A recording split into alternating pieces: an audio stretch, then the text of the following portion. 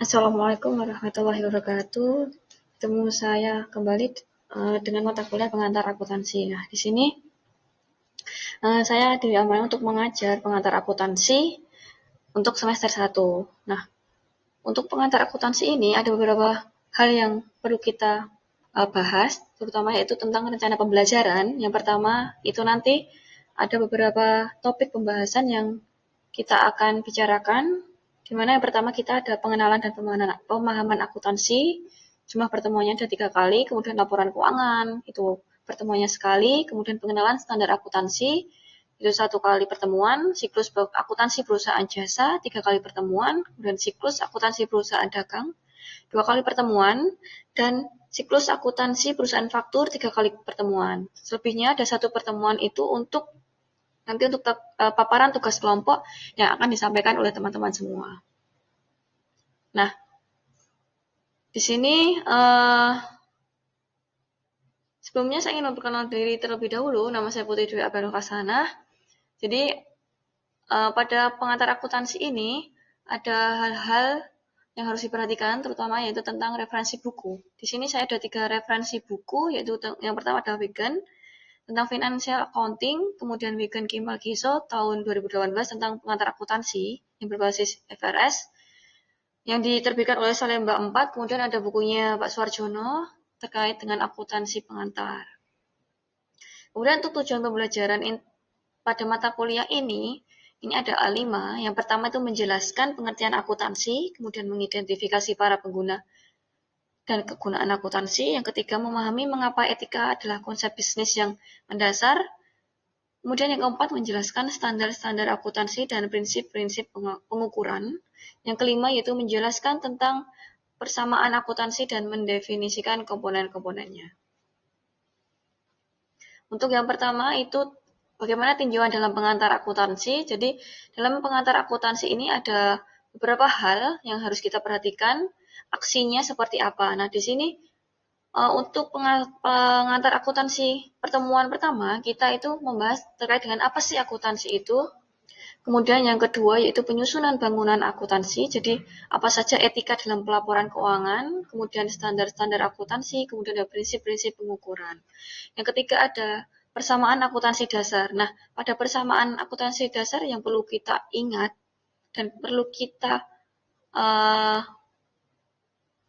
pahami, dalam persamaan akuntansi dasar itu aset sama dengan liabilitas ditambah dengan ekuitas. Jadi harus ada 3 komponen tersebut. Yang keempat itu bagaimana kita menggunakan persamaan akuntansi. Jadi analisisnya, kemudian ikhtiarnya, transaksi.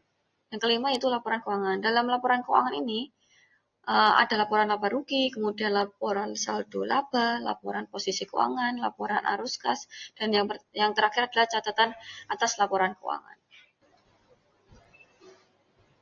Nah, pertama masuk apa sih akuntansi itu? Jadi akuntansi itu mungkin secara simpelnya itu ya debit kredit. Jadi sebelah kiri debit, sebelah kanan kredit, seperti itu. Tapi secara menyeluruh, secara detailnya akuntansi itu seperangkat pengetahuan dan praktik yang mempelajari perekayasaan, penyediaan informasi keuangan suatu entitas atau perusahaan dan pelaporannya itu kepada pihak yang berkepentingan untuk pengambilan keputusan ekonomi. Nah, dari akuntansi ini terdiri dari 3 aktivitas dasar, aktivitas yang perlu diperhatikan dalam akuntansi. Yang pertama itu mengidentifikasi. Jadi mengidentifikasi peristiwa atau transaksi ekonomi yang relevan untuk bisnisnya.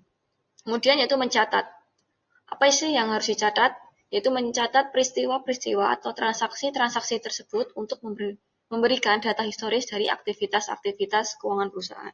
Yang ketiga yaitu mengkomunikasikan. Jadi laporan keuangan ini nanti yang dibuat itu digunakan untuk mengkomunikasikan atau sebagai bahan informasi yang diperoleh kepada para pengguna melalui laporan keuangan.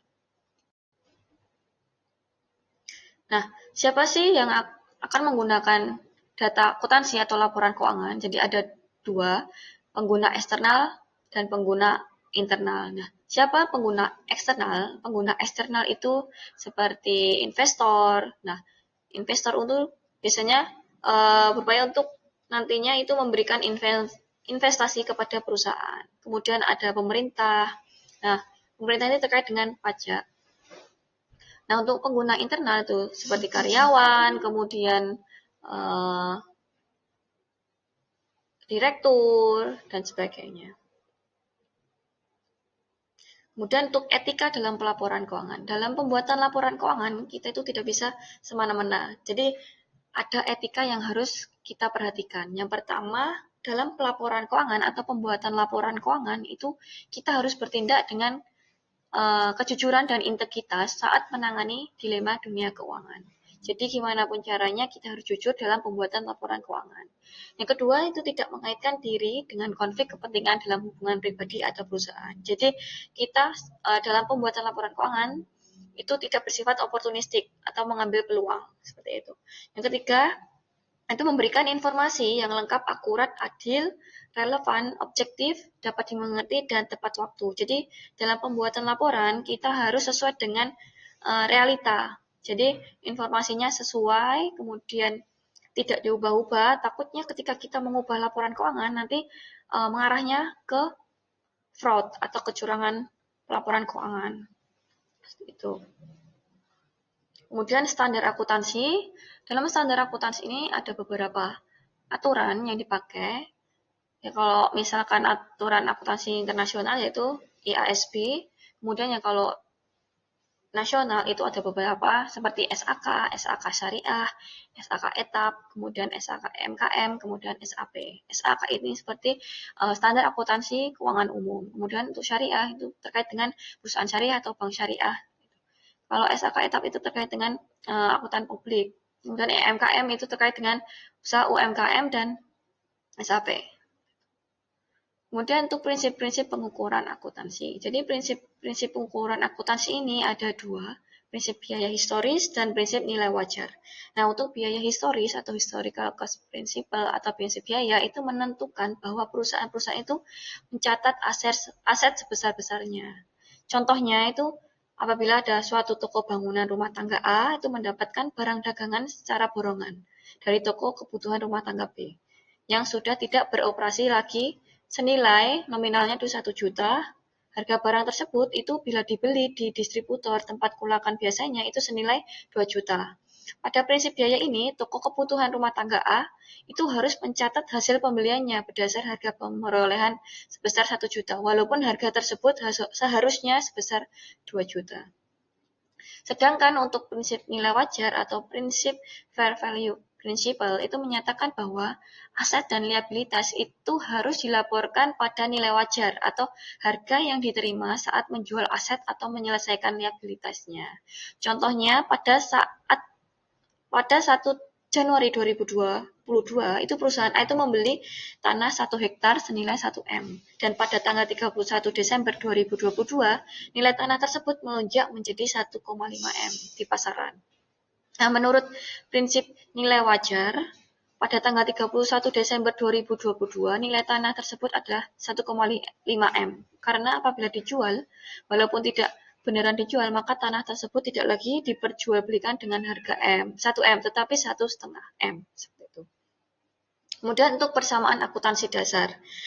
Jadi persamaan akuntansi dasar itu perlu diingat bahwa aset sama dengan liabilitas ditambah ekuitas. Jadi persamaan itu memberikan kerangka kerja mendasar untuk mencatat dan mengiktisarkan peristiwa-peristiwa ekonomi. Kemudian untuk persamaan akuntansi dasar ini dapat diterapkan untuk seluruh entitas atau perusahaan ekonomi tanpa memperhatikan ukuran, sifat usaha, atau bentuk organisasi bisnis tersebut. Jadi persamaan aset sama dengan liabilitas plus ditambah ekuitas ini jadi bisa diterapkan di perusahaan jasa dagang maupun manufaktur. Seperti itu. Kemudian nah, ini contoh dari persamaan akuntansi. Jadi, ada sebuah transaksi atau peristiwa membeli komputer, kemudian gimana membahas rancangan produk dengan pelanggan yang potensial, kemudian membayar sewa. Jadi, kalau dibandingkan untuk kriterianya,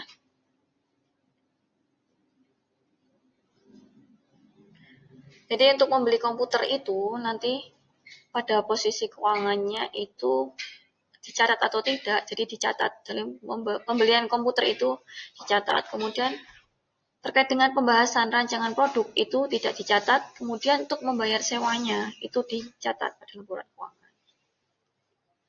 Nah, sekian yang dapat saya sampaikan terkait mata kuliah pengantar akuntansi pertama ini.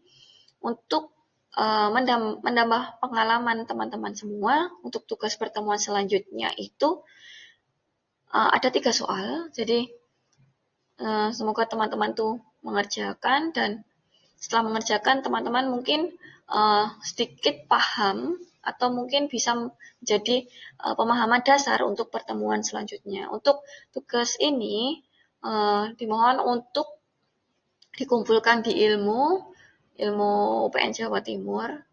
Maksimal pengumpulannya itu hari Jumat malam jam 19.00, seperti itu. Sekian yang dapat saya sampaikan. Apabila ada salah kata dalam penyampaian, saya mohon maaf. Wassalamualaikum warahmatullahi wabarakatuh.